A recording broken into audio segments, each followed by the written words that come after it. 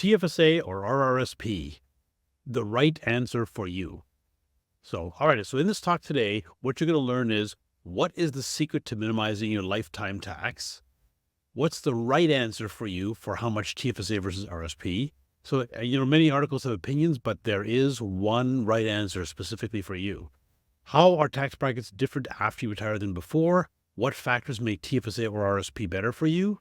I'll give you some specific examples when TFSA is better, when RSP is better. When are non-registered investments better for you than RSP? I'll give you some general guidelines for you to know which is better for you. And then how does a financial plan give you the precise answer for you? All right, so TFSA versus RSP is one of the most common questions I'm asked. There are many opinions, but there is actually one right answer specifically for you. If you want to know for sure what is better for you, you need a financial plan. So now one of the main common errors in tax planning is to focus on tax savings for this year instead of your lifetime tax savings. If you save a little tax this year, but you have to pay a lot more in the future, that may not be wise. So TFSA versus RSP is a good example of how to minimize your lifetime tax. The secret is to know the precise answer for you is that you have to know your tax brackets throughout your life. After you retire, your tax brackets are very different than they are before you retire. So now to know your tax brackets, you need to know what your taxable income will be after you retire. So now you will know that if you have a financial plan. Now, many articles have been written on this topic that list pros and cons and have general opinions. The truth is that rather than having an opinion, there is a precise right answer specifically for you.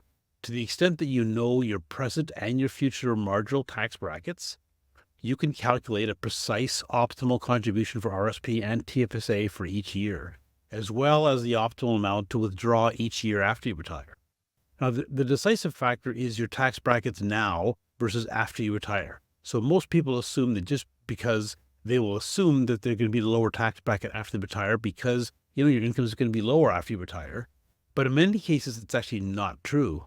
You may have a higher tax bracket after you retire. When you include the clawbacks of government income programs that affect everyone over age 65, many seniors are in shockingly high tax brackets. Now, the clawbacks cost you actual money based on your taxable income and are the same as a tax. Some people say that's not actually tax, but it's exactly the same thing as a tax. So you pay more money to the government based on your taxable income. So now the three main clawbacks are the 50% clawback on GIS for low income, so that's people under 30,000. There's a 15% clawback on the age credit for middle incomes, like between 44,000 and 103,000. And then there's a 15% clawback on OAS, old age security, for higher incomes that's between 91 and 148,000. Now, so I've got a table here which has got the actual approximate, their estimated tax brackets before and after age 65. If I just kind of rounded off the brackets. So now check out the tax brackets in red. So we've got the green ones are the lowest tax bracket, the yellow are moderate, the orange are somewhat high, and the red ones are, really high. And notice that before retirement, there's only one really high one, which is income over 250,000.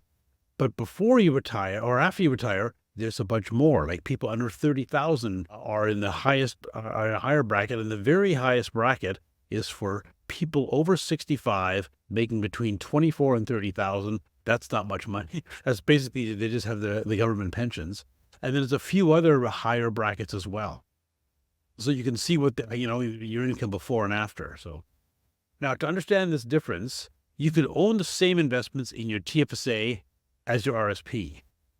The main difference is that the RSP contributions and withdrawals have tax consequences, while TFSA contributions and withdrawals don't.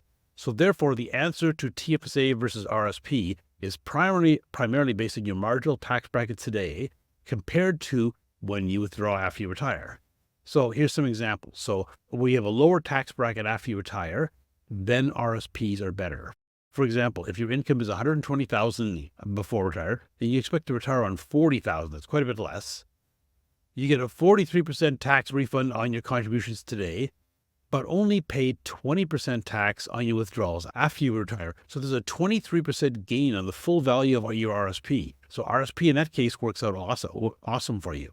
So now, if you're in the same tax bracket before and after, then there really isn't a big difference. I'll show you a couple other key factors that may give you the right answer for you in that case. So Now, if you're going to be on a higher tax bracket when you retire, then TFSA is better. For example, if you earn 50,000 today and will retire at 25,000, you only get a 20% tax refund on RSP contributions now, but you're going to pay 70% when you withdraw, including your lost GIS. So a TFSA saves you a 50% loss on your entire RSP. In that case, TFSA is way better. Now, if those two tax brackets are about the same, there's a couple other factors. So in addition to your tax brackets, the right answer may depend on these two key factors. So one is how you use the tax refund, and the other is whether the flexibility to withdraw from your TFSA is good or bad for you. So TFSA is probably better for you if you will spend your RSP tax refunds. If you contribute $10,000 to either RSP or TFSA, but will spend the refund, the TFSA will provide you a higher retirement income because you won't have to pay tax when you withdraw.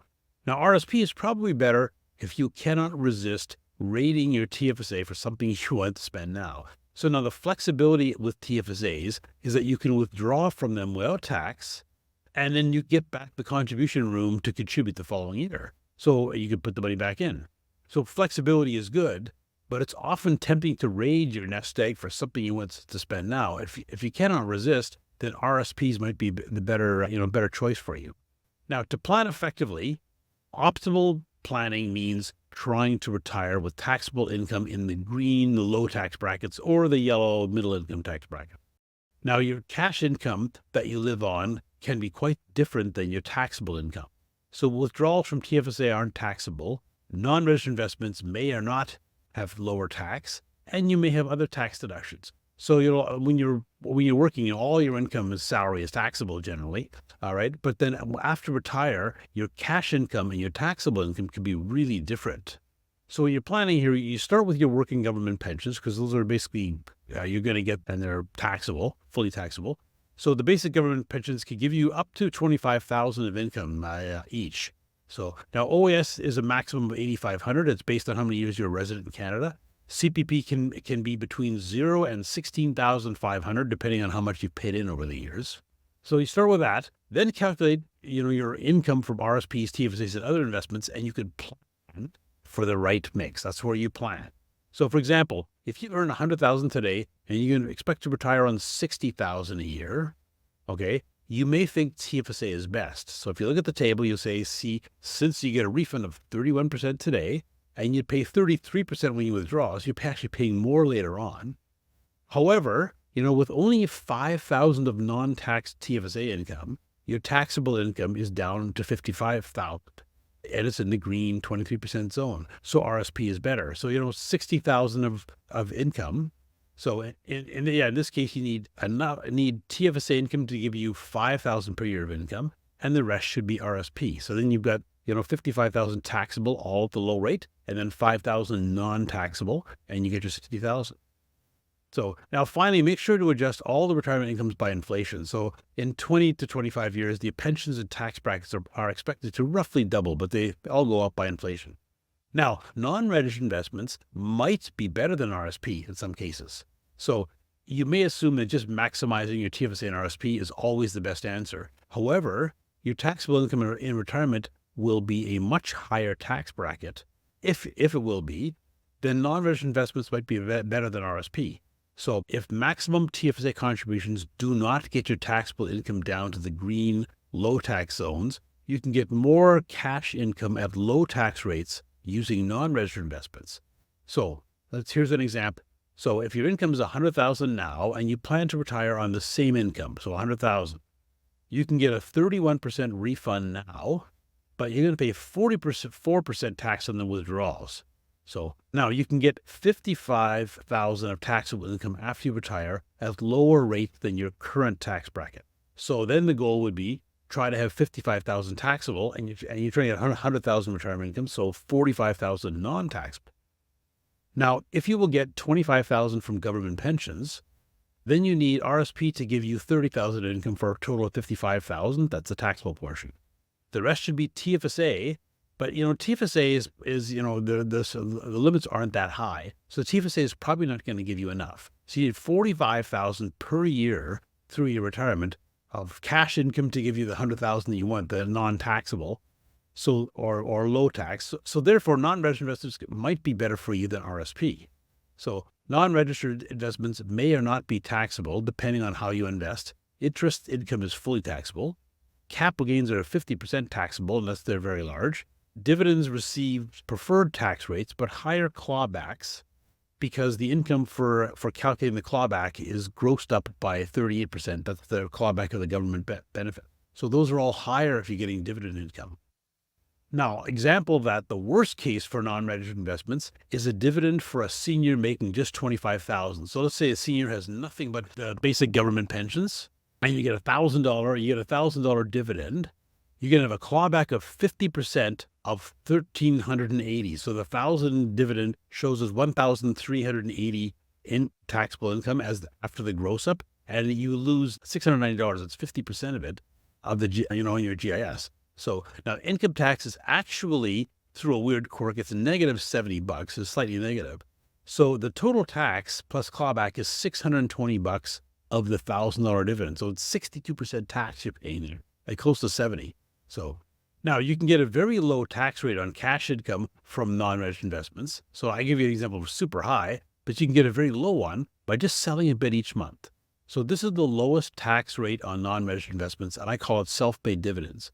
So your cash income is a combination of capital gains. When you sell a little bit each month, is a combination of capital gains and your original investment. So the tax is very low, typically only about 10% of your withdrawal. So in this case, you invest for capital gains, not dividends or interest, and you just withdraw a little bit each month. Very tax efficient. So TFSAs and self-made dividends from non-registered investments are usually the best source of low-tax cash flow and can be a great fit for you together with the right amount of RSP. Now, the right answer for RSP versus TFSA, let me just give you some general ideas. These, of course, you should look at it more specifically, but here's the general ideas. So RSP is generally better for you if, first of all, if you have reasonable working income, and then a modest retirement savings or pension. So not much, after you retire. So, or most people with very high working income, say over 105,000, RSP is probably going to be better. Now, TFSA is probably better if you have a low working income, let's say under 55,000 a year. So if you're in the lowest bracket now, TFSA is probably better. Also, if you have a reasonable or working income, but basically no retirement savings or pension, then TFSA is probably better. Examples, if you have, reasonable or high working income and also a very large retirement savings or pension, and both of them are going to be really high, then TFSA might be better. They're all in the top bracket. So these terms are very general, but, modest retirement savings means something like 200 to 400,000 when you're in your 40s and say 600 to 800,000 when you retire. With inflation, this would be about 1.2 million or 1.6 million in 20 to 25 years. So that's what I mean by modest, something in that area. RSPs have an advantage for those with working taxable incomes over 55,000, retiring between 30 and 55,000.